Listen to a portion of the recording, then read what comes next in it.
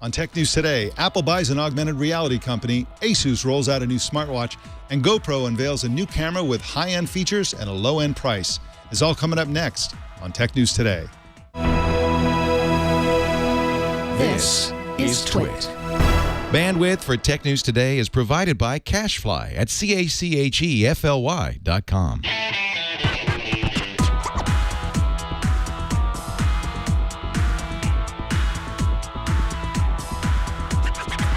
This is Tech News Today for Monday, June 1st, 2015. This episode is brought to you by ZipRecruiter. Are you hiring? With ZipRecruiter.com, you can post to 100-plus job sites, including social networks, all with a single click. Screen, rate, and hire the right candidates fast. Try ZipRecruiter with a free 4-day trial now at ZipRecruiter.com/TNT. And by Gazelle, the fast and simple way to sell your used gadgets. Find out what your used iPhone, iPad, and other Apple products are worth at Gazelle.com. Tech News Today is the show where we talk about the tech news with the journalists who report it. Welcome to the show. My name is Mike Elgan, and joining us today as co-anchor is CNET Editor-in-Chief Lindsey Turrentine. How the heck are you, Lindsey? I'm doing great. Thank you. Now, we're trying to get some guests on today to talk about a story that's happening over at Facebook. We have another Facebook story in the show today, but Facebook is actually being protested today about their real names policy.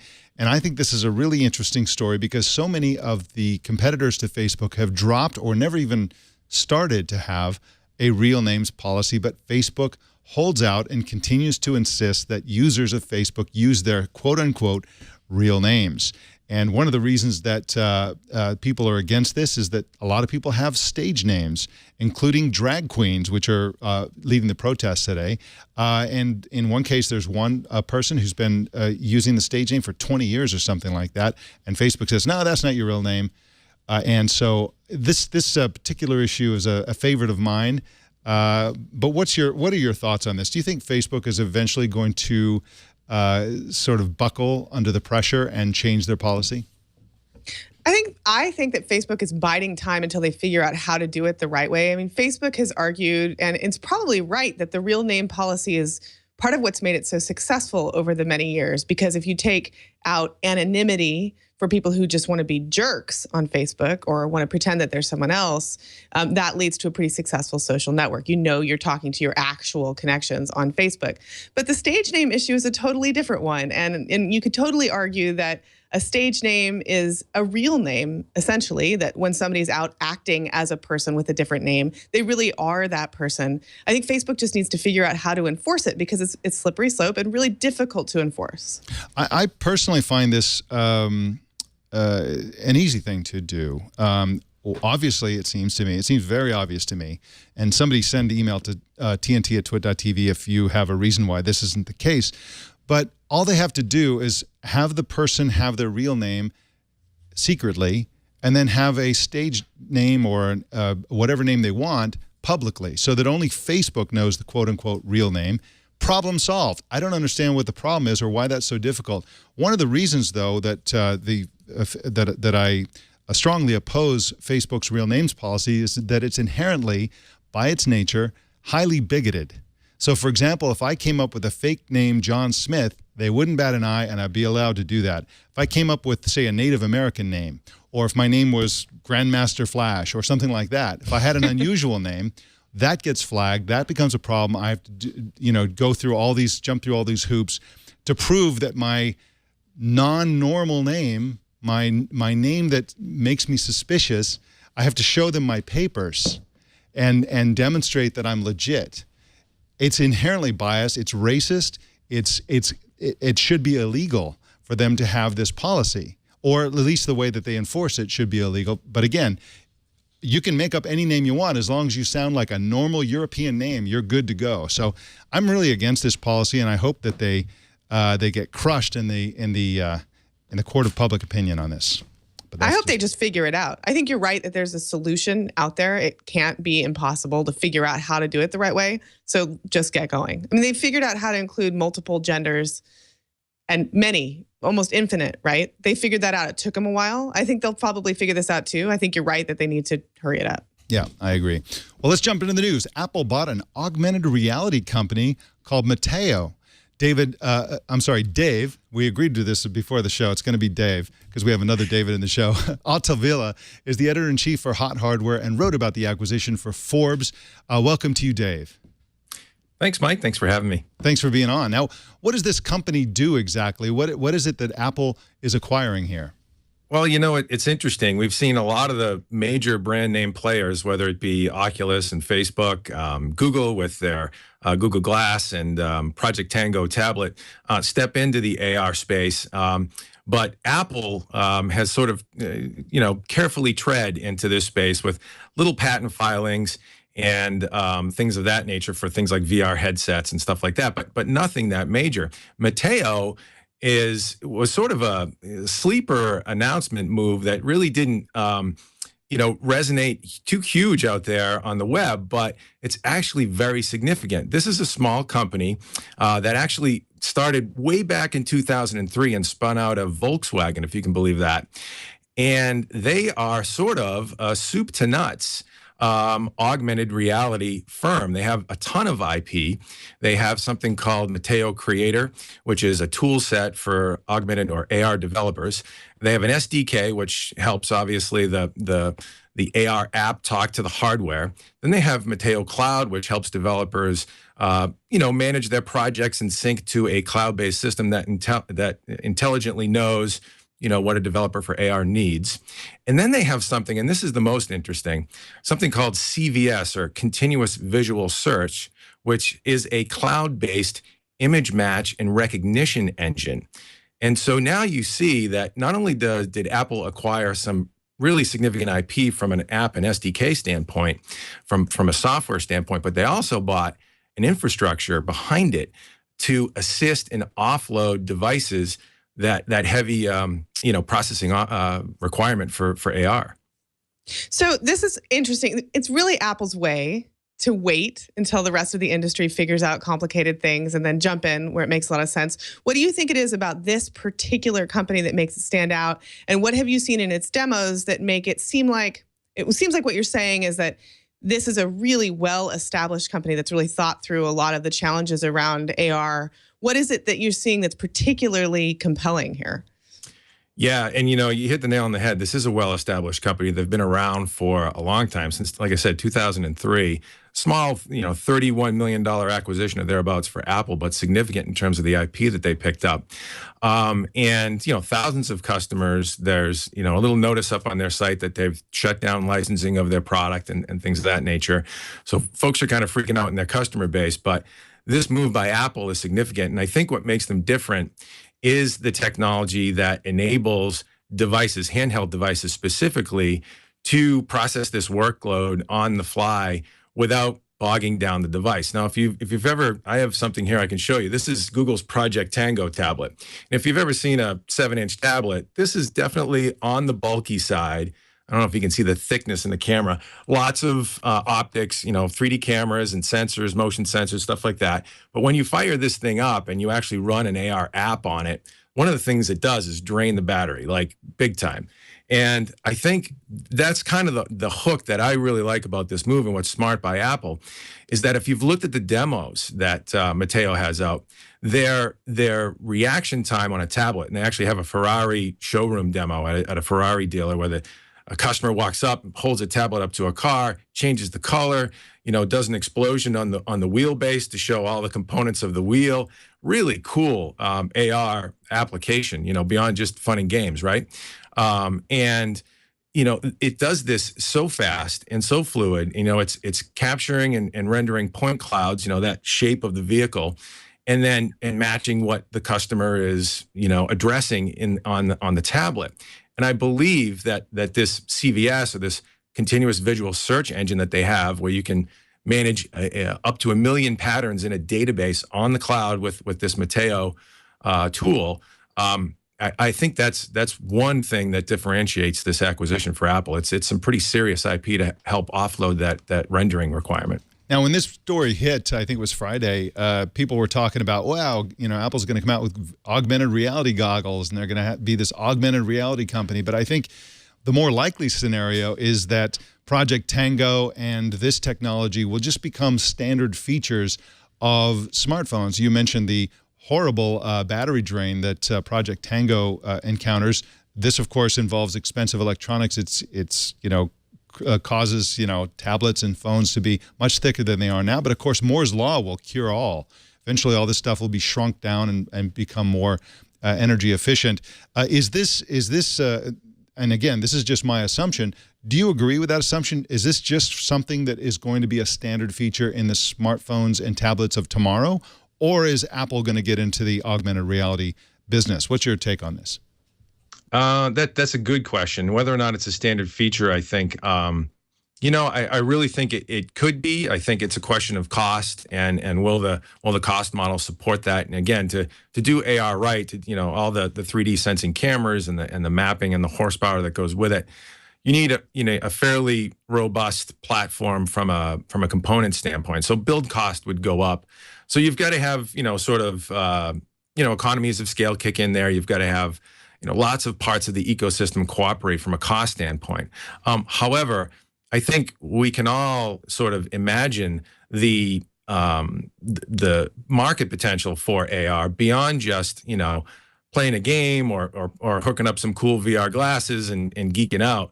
When you think about the big industries, automotive, real estate, industrial design, and sort of industry and building design, engineering, that kind of thing, you have very large markets that could benefit significantly from AR. So to answer your question, I would say it's definitely a little bit more niche, but it definitely has broad market appeal in various industries. So perhaps it's not mainstream. Every unit, someday will have it, but a good number of SKUs at some point down the road, having it as a sort of a prerequisite for a high-end version of a device. I think tablets support it really well. You have a little bit, bigger BOM or bill of materials there, a little bit more cost available than a smartphone, and certainly more thermal real estate. But yeah, I think there's really good potential on the road. I think Apple moving into this space as well is, right on point. I mean, if anybody can do industrial design well and then integrate it with software well on a tablet platform, it's Apple. And God knows they've got the install base at the consumer level, at the enterprise and education. A lot of opportunity for Apple here. A really quick comment before we close this out. I noticed in the demo for this product, we were watching the video demo, they used an IKEA demo and had clearly been working with IKEA to show placement of furniture in photographs of rooms. I've actually used this. I tried it about a year ago. It's still really, really kind of janky, funky, for lack of a better. Yeah, it's really funky. So I think it's worth saying that this stuff is so cool, but we're probably a few years out from it working in it. I mean, was psyched to see IKEA trying it. I think we got a long way till processors can really handle this, because even on my laptop, it was rough. Yeah, I believe that. I believe it. You do have a lot of rendering and capture horsepower required to handle this application. I think you need the infrastructure in place behind it. That pattern and image matching engine that Mateo has. I think that's key. But yeah, once the infrastructure and the technology advances enough, I think it's easily doable from a mainstream product standpoint. And I think the experience, like anything else, we dream it, and at first it's clunky, and then it's like, wow, it works really well, and now we're living the dream. So I think it's coming, and I think the market's big. I think there's many major brand name players, whether you talk about Google, Facebook, Oculus, Intel with their RealSense camera technology, and now Apple. There's a reason why all these big guys are retargeting their sights on this industry, and I think it's coming. I think it might be a few years out, but it's coming. It absolutely is coming, and it's also coming from the very lowest end, from Google Cardboard all the way up to what Microsoft HoloLens, or maybe what's that other company, Lindsey, that has a little elephant that's like in your hand? Anyway. That That was a cool demo. I don't remember motion. the name. Yeah, Leap That's Motion. right. Yeah. Thank you, Leap, Jason. Yeah, and so it's going to be really exciting, and it's really here to stay. And like you said, you know, these kinds of things seem like science fiction until they just become standard, which is literally the case with everything on our smartphones these days. So that's coming probably sooner than we all think. Dave Altavilla is at hothardware.com, and you can follow him on Twitter at hothardware. Thanks for joining us today, Dave. Thanks, Mike. Thanks, Lindsey. We got more news for you in just a sec, but first let's talk about hiring people. There's a supreme irony in the world of hiring. If you want to make your next hire without ZipRecruiter, you can do it, but there are so many different places for you to go. You're going to need to hire somebody to help you do the hire because it's really, really hard to do. Instead of that, here's a better way. Use ZipRecruiter, because with ZipRecruiter, you can post to 100 plus job sites with one click. In one click, you can do yourself very easily. You can also post your job to Facebook and LinkedIn and Twitter and Google+. If you're doing a technical hire, you definitely want to get on Google+. And if you are constantly hiring, one of their great features is that you can have your job go out on Twitter automatically, and that makes it very, very quickly. And they'll also instantly match you to candidates from over 4 million with an M resumes. They've got so many resumes, and that's why ZipRecruiter's been used by more than 400,000 businesses. And guess what? You can try it right now for free. You can do your next hire free of charge, and even use their traffic boost, which gets your posting into ZipRecruiter's daily job alerts to bring you a whole bunch more candidates. So try ZipRecruiter today with a free 4-day trial and get your perfect candidate before they go to somebody else by going to ZipRecruiter.com/TNT. That's ZipRecruiter.com, and don't forget the slash and the TNT. And we thank ZipRecruiter for their support of Tech News Today.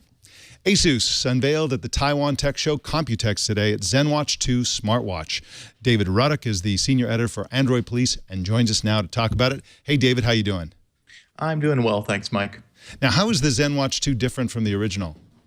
That's probably the best question to ask because the differences are, I would say, marginal in most respects. The major difference we're seeing with ZenWatch 2 is that ASUS is going to offer it in 2 sizes now. So you've got a 37 millimeter and a 41 millimeter. Both of those will be offered in 3 colors, and you're going to have a huge variety of bands to choose from.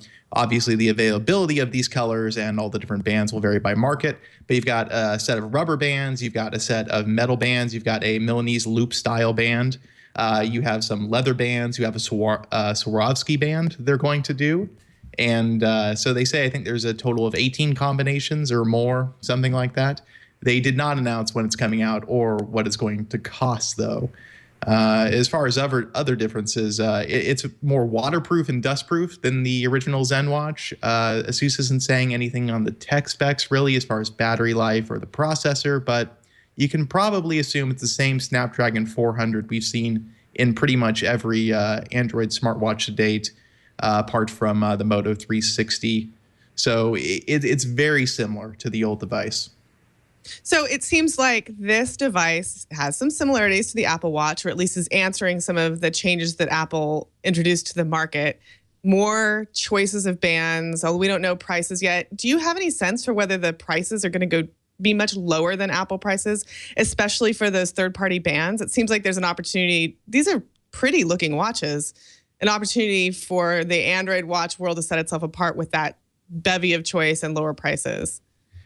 I think that ASUS is going to price this aggressively. They priced the original ZenWatch very aggressively at $199. I would not be surprised if that's where ZenWatch 2 starts, but we'll see. As far as the premium bands, I think we'll see, ASUS actually does I think they try to make some margin on accessories, so I don't know how expensive or inexpensive they really will be. And also, ASUS tends to announce a lot of accessories when they announce a new product, and rarely do many of those accessories make it to Western markets. This is at Computex, and maybe all of these bands and combinations will show up in Taiwan and other parts of Asia, but I would be surprised if we see anything resembling the full lineup here in America or even in Europe. So the watch looks cool. ASUS also announced a few other things. Can you talk briefly about some of the things they announced that you are personally excited about? Well, as far on the Android side, you had the Zenfone Selfie, which is a mid-range phone catering to the high-resolution front-facing camera market that is, again, becoming increasingly popular in Asia. So you have a 13-megapixel camera both on the front and back of that phone. Again, there was no pricing or release time frame, but there were also a slew of ZenPad tablets, 4 of them, I believe, if you are just counting based on the model. So there was the ZenPad 7.0, the ZenPad 8.0, the ZenPad S 8.0, and a 10.1-inch ZenPad, which I don't think they actually called ZenPad 10.1, but there will be a 10.1-inch one as well. All of those tablets are Intel-powered devices, as far as I'm aware. They all run Android 5.0 with the ASUS Zen UI. And the same would be true of that Zenfone Selfie, though that is a Snapdragon chipset device, and but also runs Android 5.0. I love a smartphone that is built around the concept of narcissism. I'm going to get one of those so I can take a picture of myself doing a selfie with my iPhone. If nothing else, ASUS is showing that they can rapidly respond to changes in market demand. That's right. All right. Well, David Ruddock is at androidpolice.com, and you can follow him on Twitter at RDR. That's a 0, right? It is a 0. 0B11. I make it very difficult. Yeah, that's quite a mouthful. So that's RDR 0B11 on Twitter. Thank you so much for joining us today, David. Thanks very much, Mike. All right. GoPro launched a new camera today, and one that's more affordable than the company's best models. The $299 Hero Plus LCD, as its name implies, has a built-in touchscreen. Here to tell us more about it is Mashable product analyst Raymond Wong. Welcome to the show, Raymond. Hi, Mike. How's it going? It's going great, thanks. Now, the low price is great, but what features or benefits are sacrificed when compared with, say, the Hero 4? Let's start with image quality. Is this a good quality camera? It's a pretty good quality camera, I'd say. I mean, it's only 1080p full HD, so it's not 4K.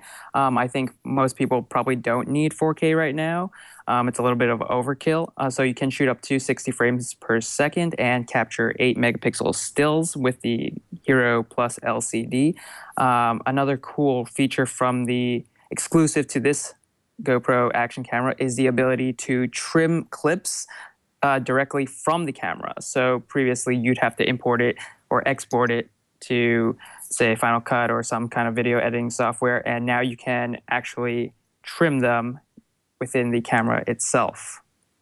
Does the camera have Wi-Fi and Bluetooth? Once you've done that trimming, is it pretty self-contained? I mean, it seems like what's attractive about this camera is that if you're out there in the wilds and you're in dust or water, you don't have to be fiddling with multiple products at the same time to really finish up what you're working on. Right. It does have Wi-Fi and Bluetooth, so you can connect to a smartphone. So I imagine that you can quickly upload and share video clips to Instagram or Vine or Facebook or YouTube directly from your mobile device. Now, Raymond, you wrote a lot of stories based on Google I/O, and you are writing here about the GoPro, but you did not write about the GoPro's involvement in the Jump, a virtual reality, situation that Google has. Essentially, Google has an open source camera rig that GoPro is using to have 16 cameras in a circle for creating cardboard compatible virtual reality live 3D video. It's awesome stuff. But do you have a sense, have you done research or have you written or thought about which GoPros work with that rig? I mean, for example, can you go all the way to the lowest end GoPro and still use this technology? I'm actually not sure. Based on my estimate, I would imagine they're using the highest GoPro Hero 4 Black cameras. So we're looking at somewhere around ballpark of $8,000 for the entire rig, 16 cameras, which is pretty expensive. Yeah. I mean, they could theoretically use the Hero, which costs $130, but at that, it doesn't shoot 4K, and I don't think that's what they're going for. They're looking for a really immersive experience and the highest quality possible. Obviously, it's not consumer grade, but that's a prototype, Yeah, exactly. Very quickly, if you were to buy a GoPro camera, which one would you buy personally? I think most people will probably be sufficient with the Hero. It does full HD, 1080p. It only costs $130. But I might buy the Hero Plus LCD just because I think having a touchscreen is a useful feature, and the ability to edit clips directly from it is a game changer, I think. All right. Well, great advice, Raymond. Raymond Wong is at Mashable.com, and you can find him on Twitter at RayWongY. Thanks for joining us today, Raymond. Thank you. All right. An American company called Equinix is buying a British company called Telecity in a deal worth about $3.6 billion. Liana Baker is a reporter for Reuters and joins us now to talk about it. Welcome to you, Liana. Thanks for having me. Now, what do Equinix and Telecity do exactly? What businesses are they in? So you know how we're always online all the time? Well, there's these companies that are kind of the guts of the internet. They're the companies making these co-location remote data centers in places you don't always see, but they're massive buildings full of data centers, essentially. And Equinix is the biggest provider in the US.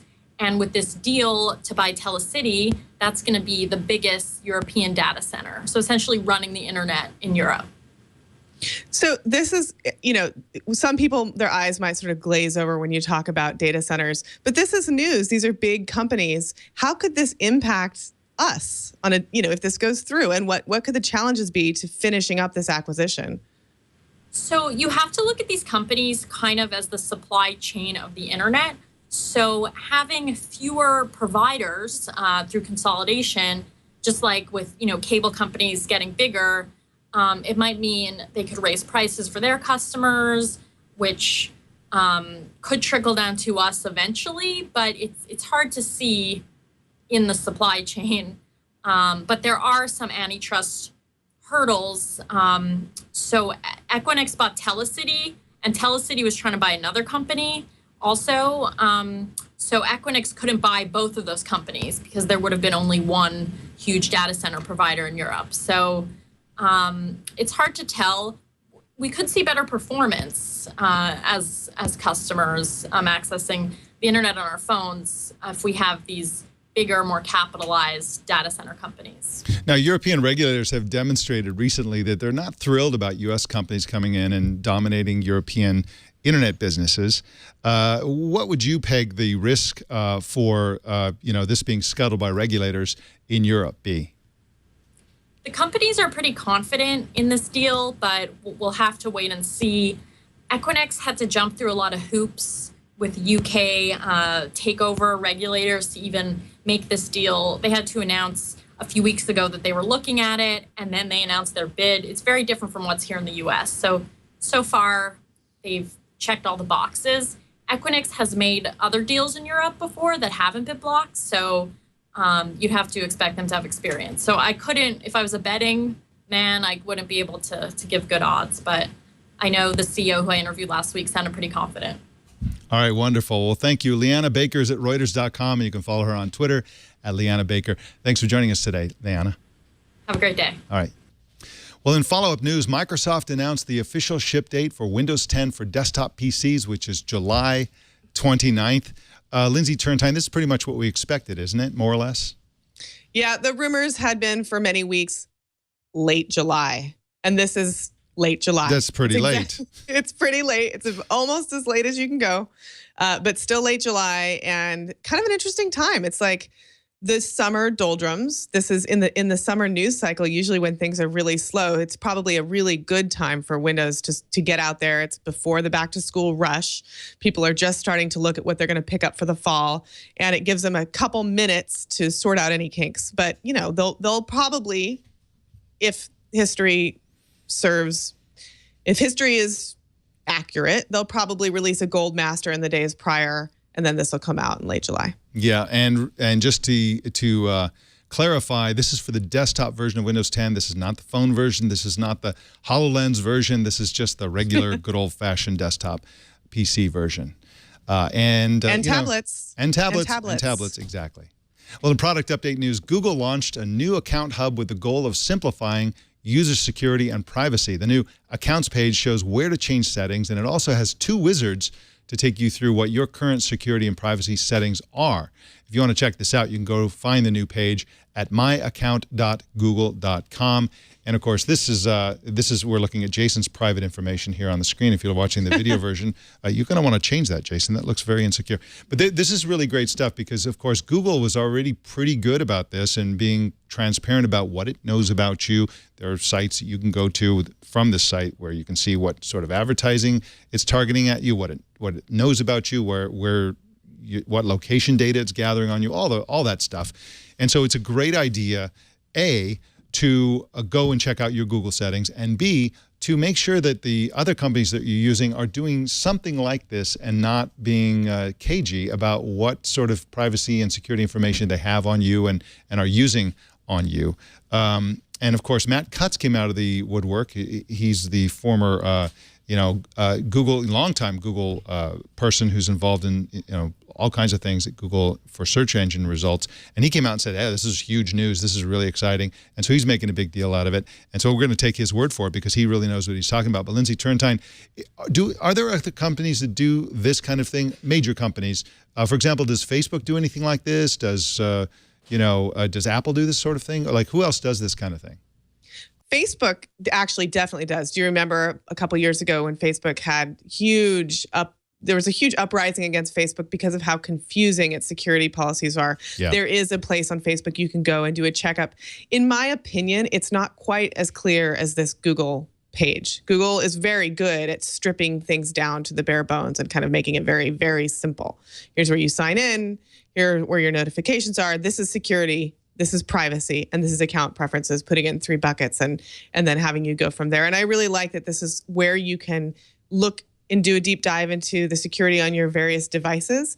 And as Google starts to roll out across lots of wearables, lots of other Internet of Things devices with its announcements from I/O last week, it's going to have to get really good at tracking all of the devices that have your Google account information, because we're moving into a world where that is many devices. If you look across your car, your watch, your phone, your laptop, just gets bigger and bigger. One of my favorite things to do is to go in and check how many emails I've received and sent. And I get reminded of why I have no time for anything, because obviously I spend all my time doing email. So they list that information as well. A lot of fun. Well, speaking of Facebook, Facebook now enables PGP encrypted email, not for you to send it, but for you to receive it from Facebook. The company will send you encrypted email if you want them to for account maintenance emails, which sometimes can have some personal data in them. If you're interested in having Facebook encrypt messages to you, you can upload a public key in the contact info section of the About page. And Facebook can also display your PGP fingerprint as part of your profile's contact information, so that if you want other people to send you email using PGP encryption, they can do that and they'll facilitate that. I think that's a good move on Facebook's part, Lindsey Turrentine, and I'm glad to see companies doing this sort of thing, despite what the NSA wants. Yeah, this is great. This is especially great. I hate to go here, but for brands that have Facebook pages, it's so easy for media companies, for various brands to be hacked.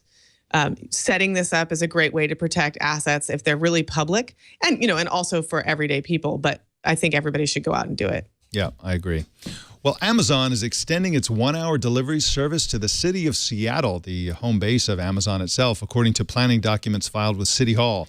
The company is converting an old Toyota dealership into its hub for the Prime Now service. We don't have any information about when this will go online. They have to retrofit this Toyota dealership to do whatever it is that they do to enable 1-hour delivery. But I wonder, Lindsey Turrentine, how many cities this will actually be feasible in? I mean, they're in New York City, and where else are they? San Francisco, probably. I don't think this would work in every city.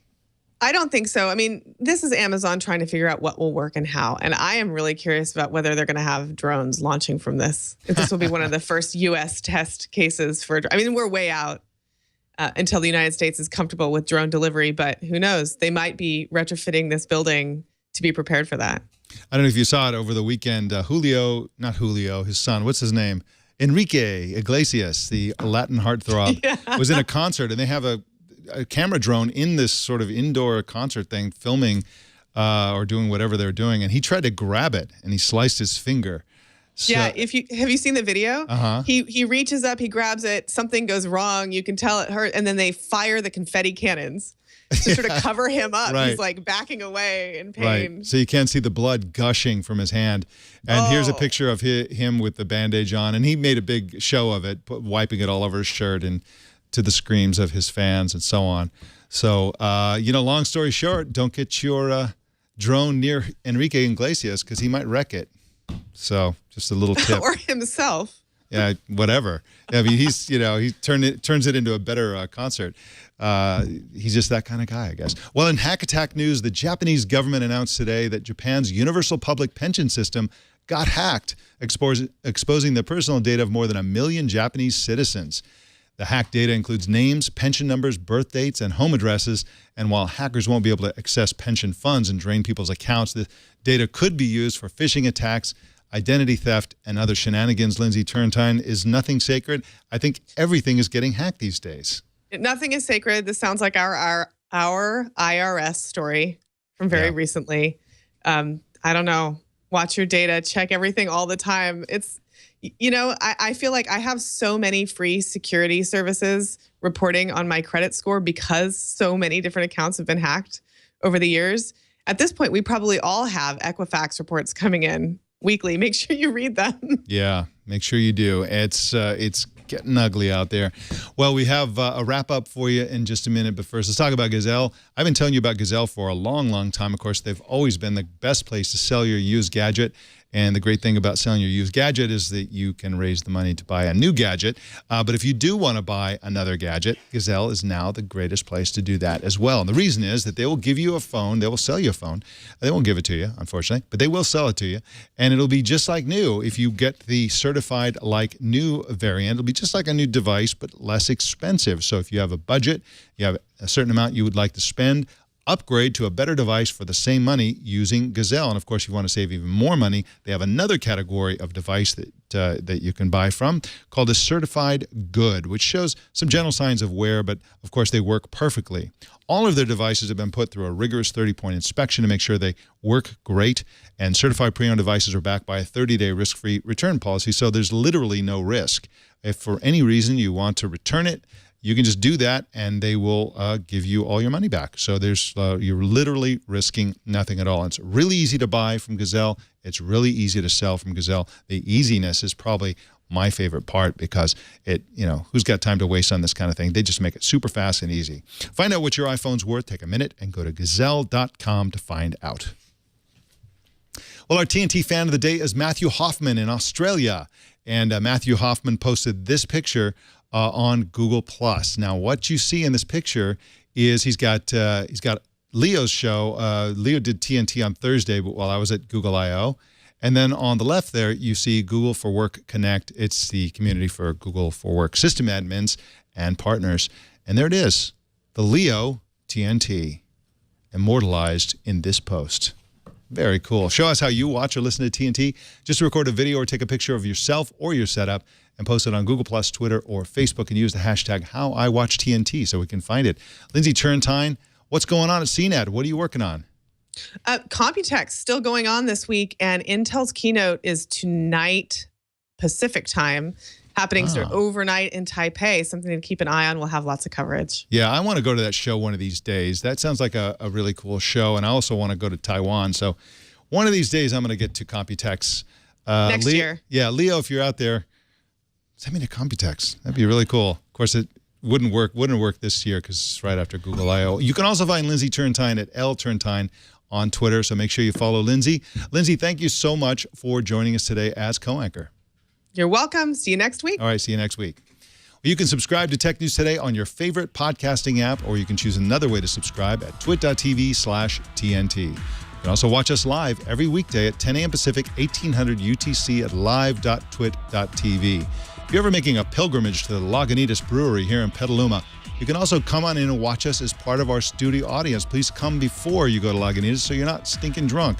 And make sure you send email to tickets@twit.tv before you come in. If you'd like to help us grow our audience, here's how you can do it. Just post a link to twit.tv/TNT on the social media site of your choice. Tag 3 friends and tell them to subscribe.